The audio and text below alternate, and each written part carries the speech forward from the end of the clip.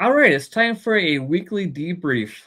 This one is for week 3, 2026. All eyes are on Minneapolis. It's been a while since I've done one of these, but we'll discuss that another time. What I like to do is this weekly breakdown where I take a look at the big picture of events going on globally, nationally, and around my region, and I assess it to my life and how it's going to impact me personally. And I do this just to keep myself centered on the big picture. And I share this on YouTube just in case somebody might be entertained by it or find it informative. Kind of a counter to all the overreaction content that's out there. Not everything's the end of the world, but we might be getting close. Anyways, let's just dive right into it. It's a bit of an eye chart, but I do have everything listed out in the description below if you want to give it a read with better text. This is just basically just to keep me focused on this one take recording. So, looking at things internationally, protests in Iran. That's kind of new, but old at the same time. It seems what comes around goes around. Large protests in the streets. There's not a whole lot of solid details. Many are wanting a regime change. Some want to keep the government the way it is. It's there's hard to get a lot of hard facts on this because we're just getting fed extremes from opposing sides, which you normally see in that part of the world. Time's going to tell what's going on. I think I just saw a headline before I started recording that Iran's government has started to admit that thousands have been killed. So maybe things are going to get a little spicy over there. Another item that caught my eye was Syria.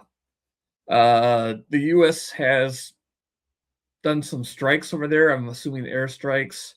Took out a leader, a planner, I believe, with ISIS, who was accredited to the recent attacks on U.S. troops over in Syria. So what goes around comes around, it seems like. Be interesting to see how that pans out. Is there going to be a one and done, or are things going to escalate over there again? And then the old news that never goes away is the war in the Ukraine, Ukraine and Russia. I just bring this up because I've been seeing some headlines and some YouTube commentaries where there's no good ending at this point. There's no way anybody can save safe. Let me say that better. There's no way anyone on either side can save face at this point. It seems to be a stalemate. It's going to be who's going to collapse first, Russia or Ukraine, possibly both. This has me thinking quite a bit because if Russia collapses, that's going to be interesting. I see a bunch of regional warlords with nuclear arms, so yay for that, I guess. Next two items I grouped under national. I mean, they are international events, but it's mostly being driven by the U.S. Old news, but I just wanted to discuss it. The leader of Venezuela was yoinked. The Night Stalkers, the 160th SOAR, flew in some Delta and FBI folks, and they yoinked the dictator and his wife, which seems the point to me that it was kind of a negotiated deal, being that he took his wife with too. That seemed a little odd to me, but who knows? Maybe she was just in the room and they thought, hey, we got extra handcuffs. Why not? If there's a negotiated deal and Maduro actually did plan this out to surrender, seems kind of odd because a lot of his dudes got whacked in the process. So if that's the case, boy, it's not good to be a henchman for or the inner security of of a dictator. So we'll see how this pans out. I'm interested to see how the second half of the regime change in Venezuela goes. The U.S. is fantastic at the first half of taking out leaders we don't like. Where we've failed miserably repeatedly is filling that power vacuum in a good way to prevent, like a civil war in Iraq or something like that. So everything seems to be calm right now. We'll see how this goes. Maybe we'll fall through this time. I don't know anymore. Uh, Other things that I put nationally, and that's the whole whatever's going on with Greenland, and then Trump being gifted the Nobel Prize. I see those two things as three things: distractions, distractions, distractions. I just don't waste your time worrying about that kind of stuff. Uh, Especially the Greenland thing. I think it's just like Canada being the 51st state. It's a lot of talk at this point, but things could change. Who knows? Now let's get to the meat of the topic, which is very important to me, mainly due to location. What's going down in Minneapolis, Minnesota? I live about an hour and a half from the Twin Cities metro area. I'm about 90 minutes away from downtown Minneapolis or downtown St. Paul. So what's going down there has pretty much my undivided attention right now. When they're saying street names and hotel names and building names, I know exactly where they are. I lived in downtown Minneapolis for a few years, so everything's very familiar to me. It's it's more than just grassroots protesting of some very poorly ran government operations. There's definitely a lot of heartfelt stuff going on, which I totally get. But the outsiders are coming in and have been in for a while. Uh, for me, the Twin Cities area has been kind of an area I try to avoid. There is the 494 694 loop. That's the bypass highways for I-94, where I-94 and I-35 intersect in the Twin Cities. For years now, I refuse to go within that loop unless I'm going straight to the airport to fly out for work, or if immediate family members in one of the larger hospitals down there. That is not because of the protesters now.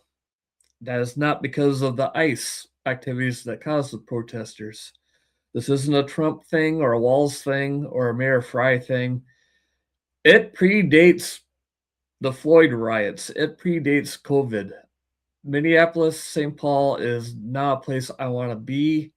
It seems like a nice, peaceful place, but it is just looking for anything to cause chaos, which you're seeing right now. It happened with Floyd. It's happening now. Right now, it's not as big of a deal. Riot-wise, damage-wise, out of control-wise, as it was during Floyd. But then again, it's the middle of January, and the temperatures are around 0 degrees Fahrenheit right now, so that kind of keeps the crowds down. I got a feeling if that woman that got shot a few weeks ago, if that happened in June or July, the city would be burning right now. I mean, literally burning like it was with Floyd, if not worse. And I keep preaching, stay away from protest areas, even if it's something you agree with, even if it's going to be peaceful. There's a lot of people who will looking for an excuse to fight. And right now in Minneapolis, even if you know where the normal protest locations are going to be, like at the scene of the shooting, at the federal buildings where ICE is headquartered out of the other government buildings like the city hall, that kind of stuff, the state hall, the Capitol building, where you expect protests to be.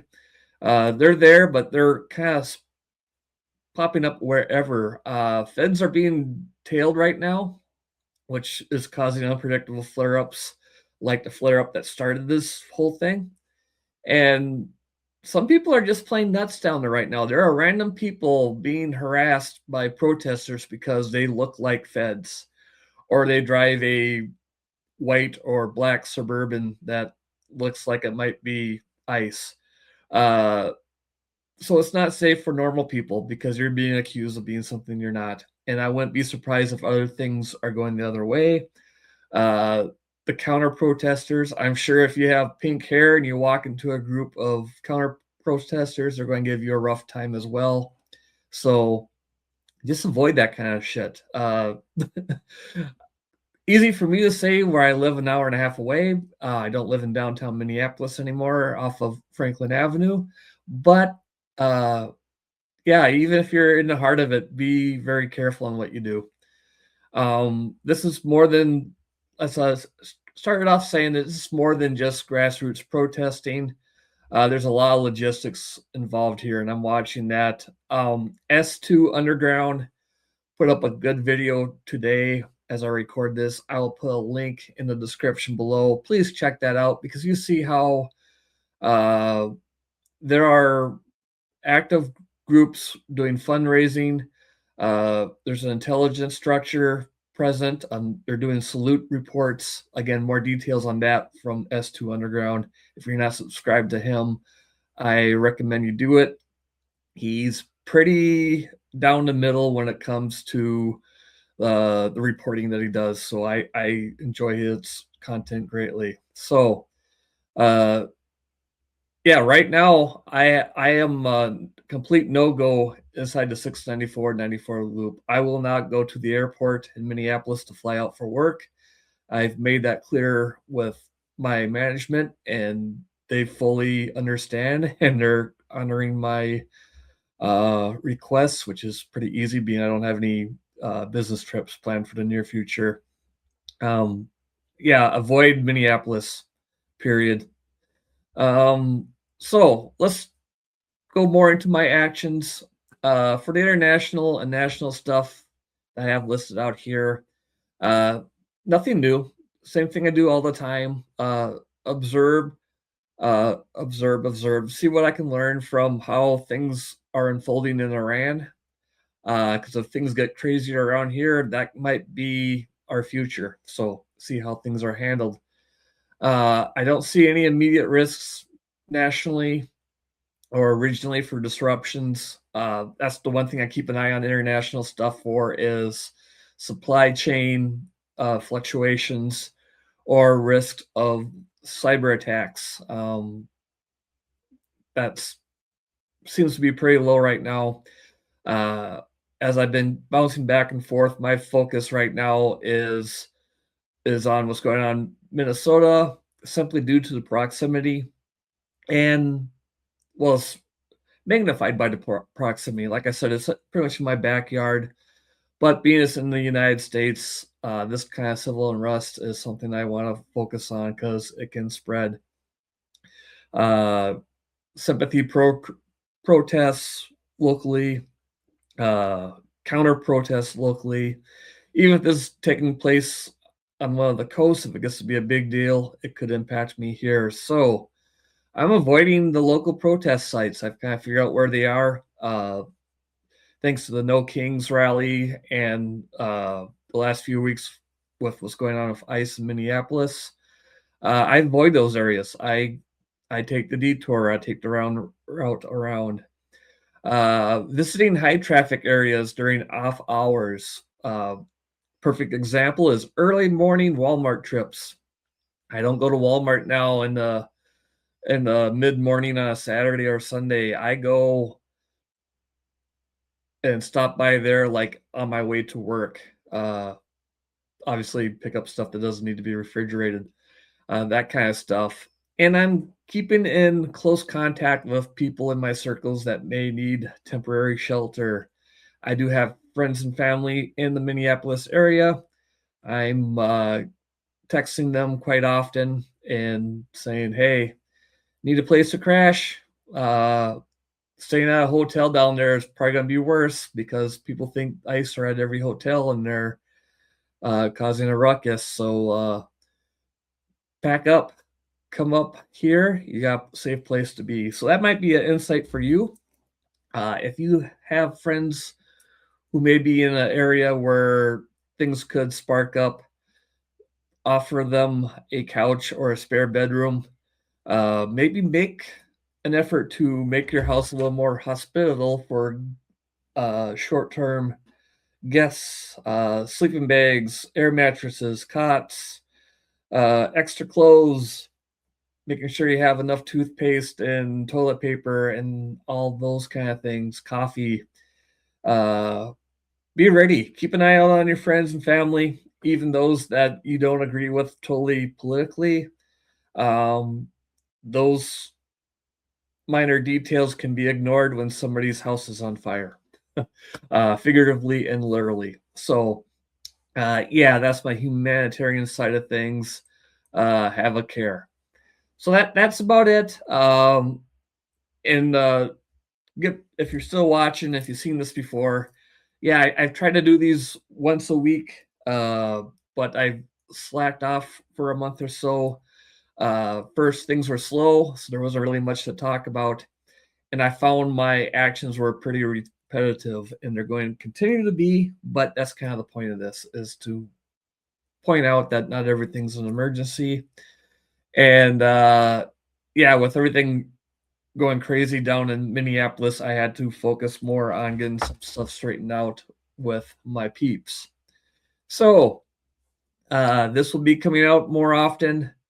If you're new and you find this somewhat useful, I try to put these out once a week. You know how to make sure you see that. So until next time, later, be safe, and all that kind of stuff.